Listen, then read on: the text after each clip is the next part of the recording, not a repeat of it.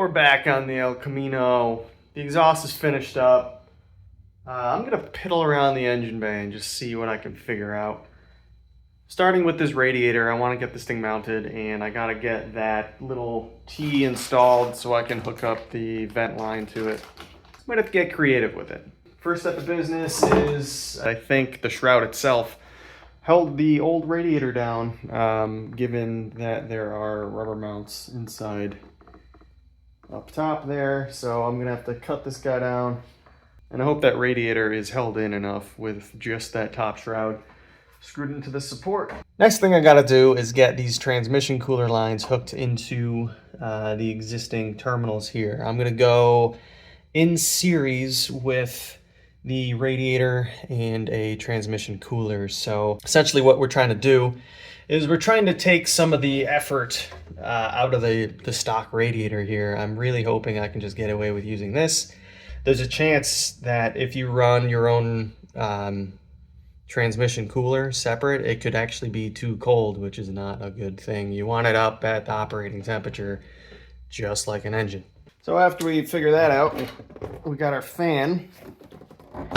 And this is just one of those electric guys where you zip tie it through the front of the radiator. And then I got to figure out a relay to wire that up. And then I need to program my ECU to turn on that fan once it hits a certain temperature. From what I understand, these LSs like to run a little bit hot. So I think turn the fan on at like 180, 190.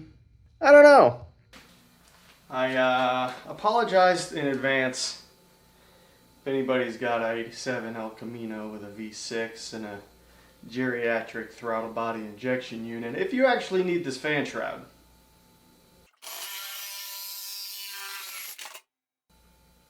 Oh, that's ugly. Nice. Yeah, I think without the support from the bottom of the shroud there, I don't know.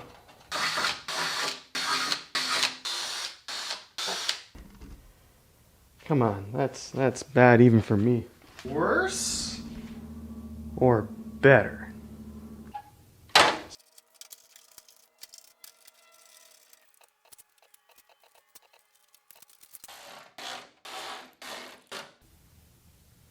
That shouldn't go anywhere, I don't think. There's room for improvement. Alright, now we get the hard problem. This upper radiator hose, and it's even short by like an inch. But this guy will extend it a little bit, but it's right in front of the air cleaner. Well, I guess it's not so bad. But you can't go that way with it, because the stupid radiator is in the way. I don't know. Oh, that's the future. That's future me problems. Or do you just shove this thing up front?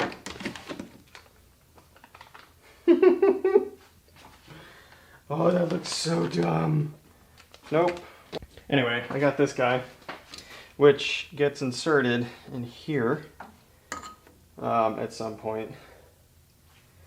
And actually, that might be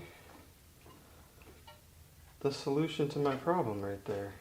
You know what? I'm just going to do that. Right here.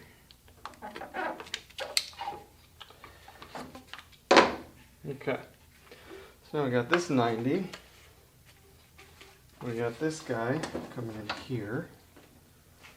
And then we have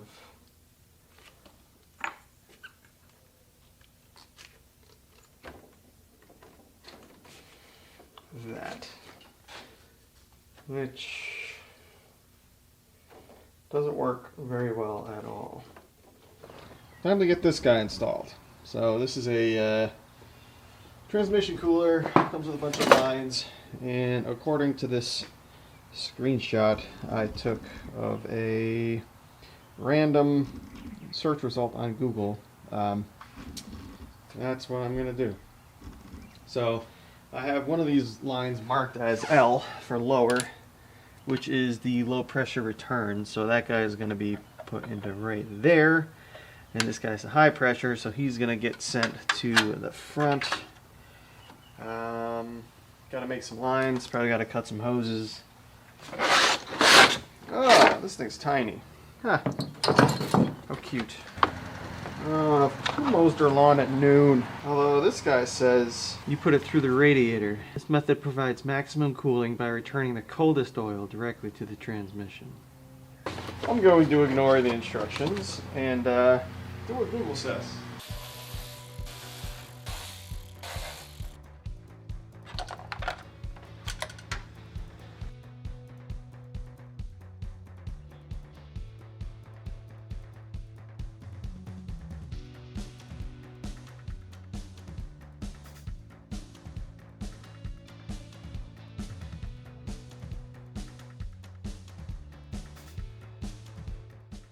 We got our return on our cooling, got our return on our transmission, got our feed on our transmission going up and out, coming into here, going through the core, going out and back. So it's good enough for today, I think. Alright, more wiring fun. We have ECM fuse 10 amp, which is off of hot and run bulb tester start. That's pink and black. So this is the old connector that went to the computer, right? And there is pink and black, that third one in from the right.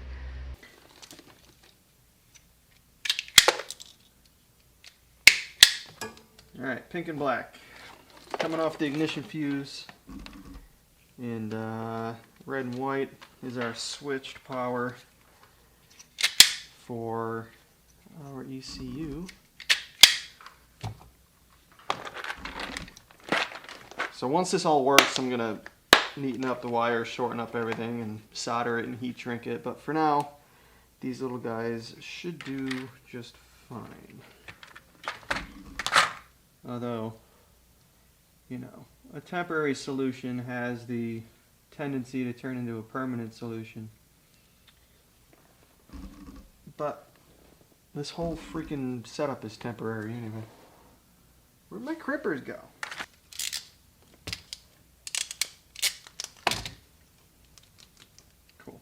And now we also have hot and run tester start, this ignition ECM fuse. I'm going to run my relay from my transmission off of these guys. Red and white, these are both coming from the same spot. The ECU, I would believe it would ground through the ECU, maybe? I don't know. Either way, it's coming from the same fuse, and it's a different fuse from this, so the transmission requires a different fuse. And I need to go through a relay on this guy. Because it says in the instructions that you could possibly backfeed the power to the ECU while the switch is off. So therefore one of these is going to turn on a relay essentially, and then when you turn the key off, the relay will open up, so there won't be a chance to backfeed into the ECU and keep it on and drain your battery, and then you're stranded at Walmart, and then everybody's laughing at you because your car's a piece of crap. Alright, got ourselves a relay.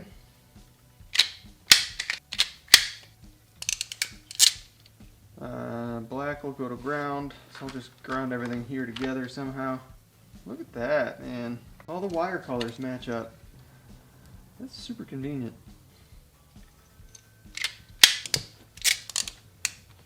Blue is the other side of our relay contact. By the way, thing about relays, there's three types. There's Form A, Form B, and Form C. This is what's known as a Form A relay, which means there's one in, one out, and it's normally open, which means when it's not powered, it's not making that connection there. Then you got Form B, which is just the opposite. When it's not powered, it is making the connection. And then when you power it, the connection opens up. And then there's Form C, which is essentially you have one common connector, and then one normally closed contact, and then one normally open contact. And then when you energize the thing, it changes from powering the normally closed to the normally open. So a little bit of engineering insight for you. Do we have a ground in this plug anywhere? Alright. Any of these beat by me? Purple and white. 1.2 ohms to ground. Crank fuse?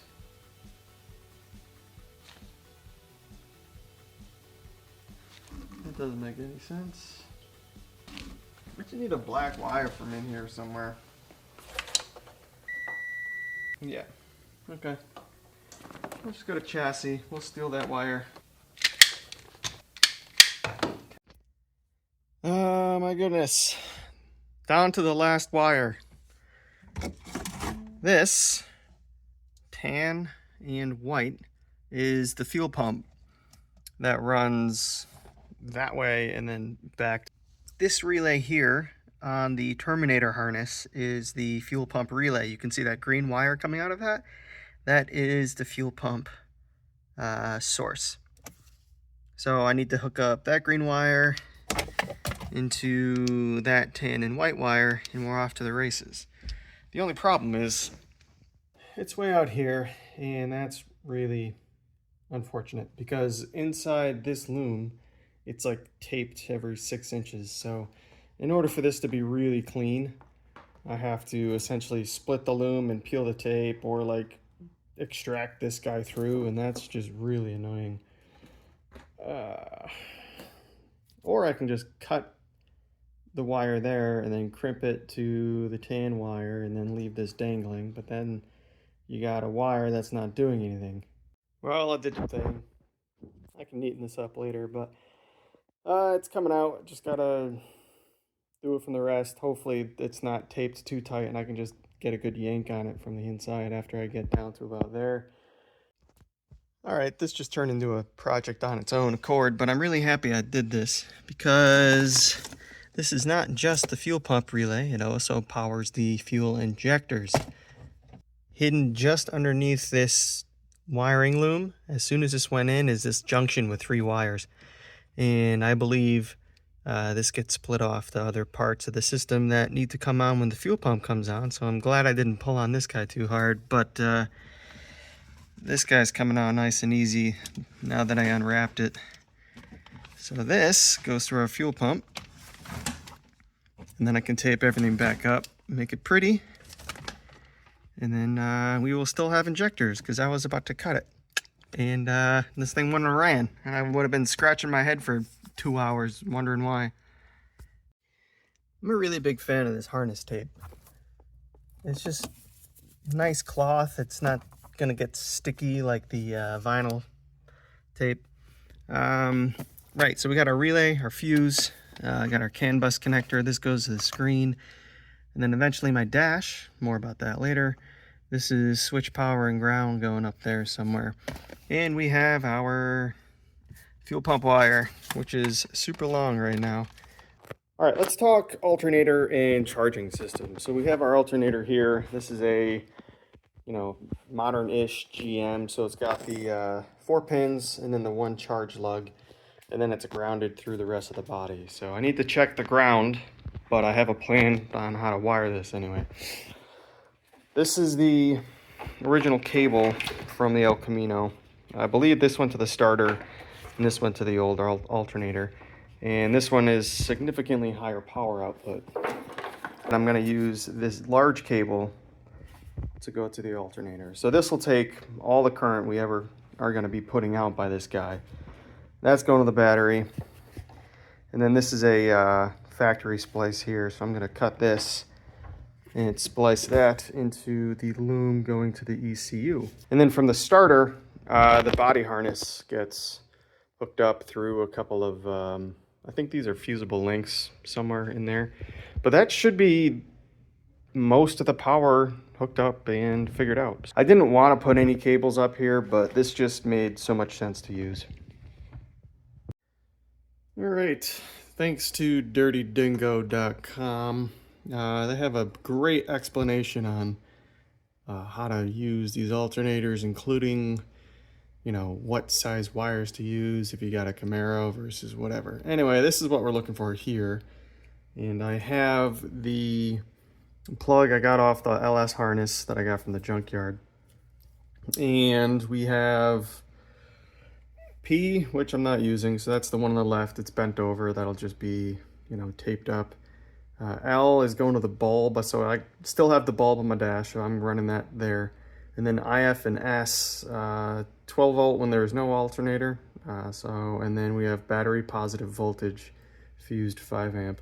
So these two on the right here, I and S, I'm just going to jumper these together, and I'm going to run them to the pink wire, which normally used to go to the distributor inside the car. And that'll give me, number one, a fuse, but number two, it'll give me the proper voltage sense. And three, it'll give me my 12 volt ignition source as a backup in case my light goes out.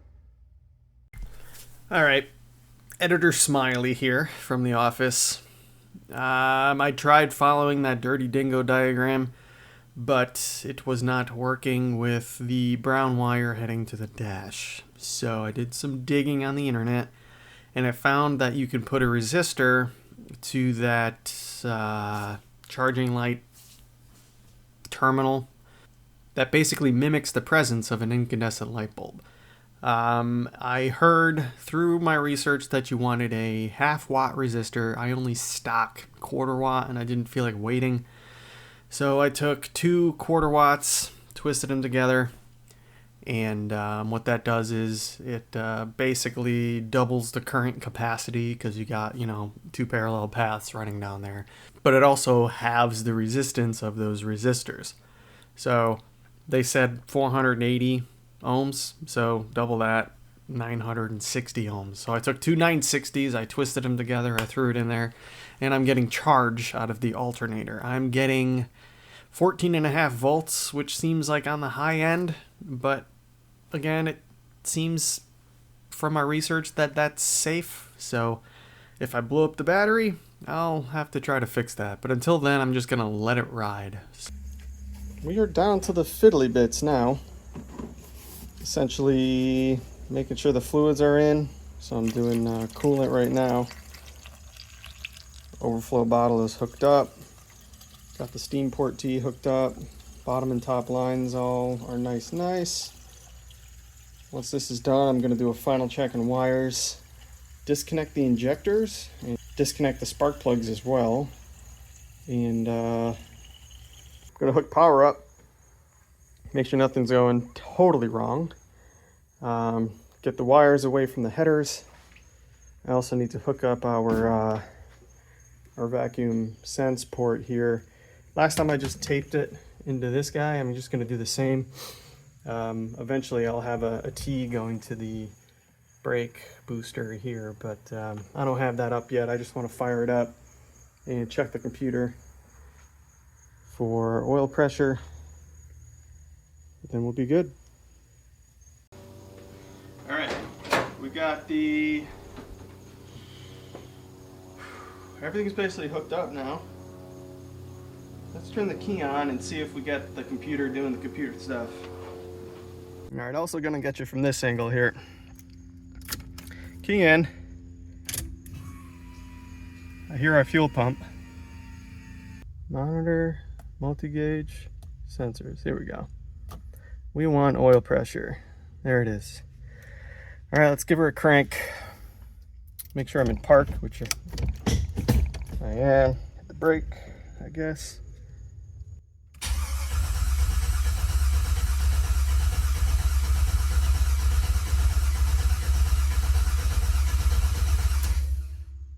No oil pressure, but you know what? That happened last time too. I'm gonna check for leaks really quick. I mean, right now up here everything's dry, so that's really nice. So nothing up here, that's good. That means this fuel pressure regulator and those O-rings did the trick. That's really good news. And I don't see anything on the floor, so it's good. Let's get everything plugged in and just double check that all of our wires are off our headers, and we'll be pretty good to go.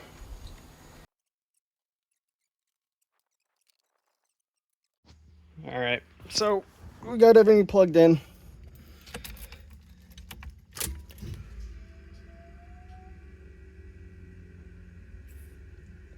Fuel pump sounds halfway decent, I guess.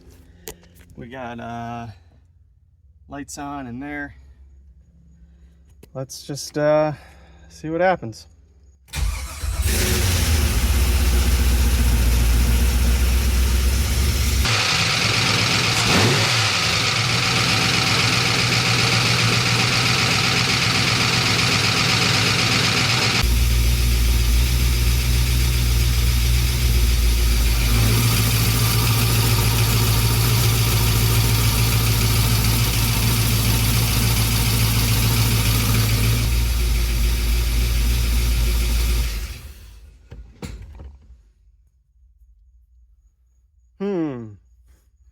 A lot of noises going on that I don't like.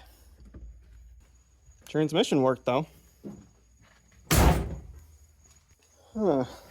Why is it so loud?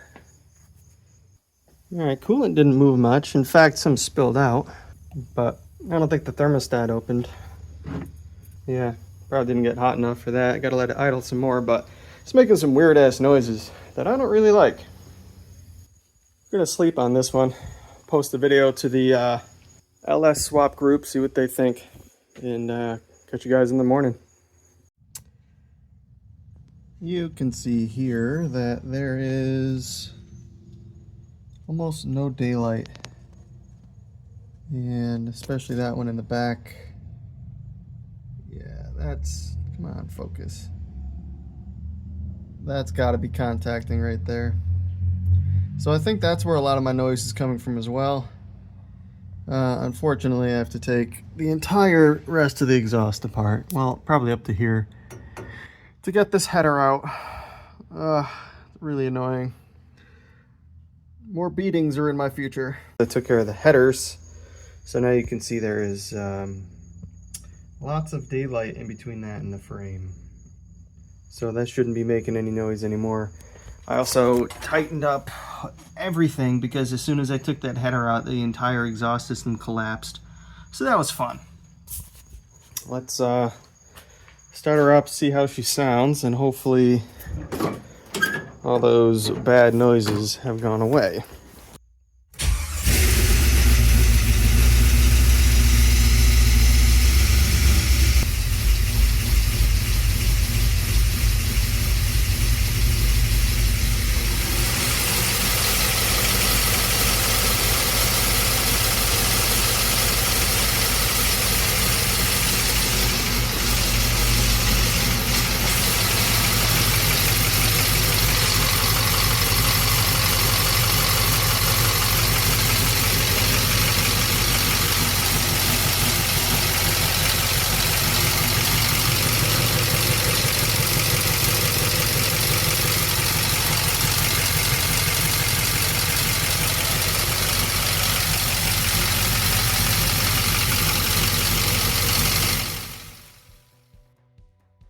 All right, I think that about does it for this episode.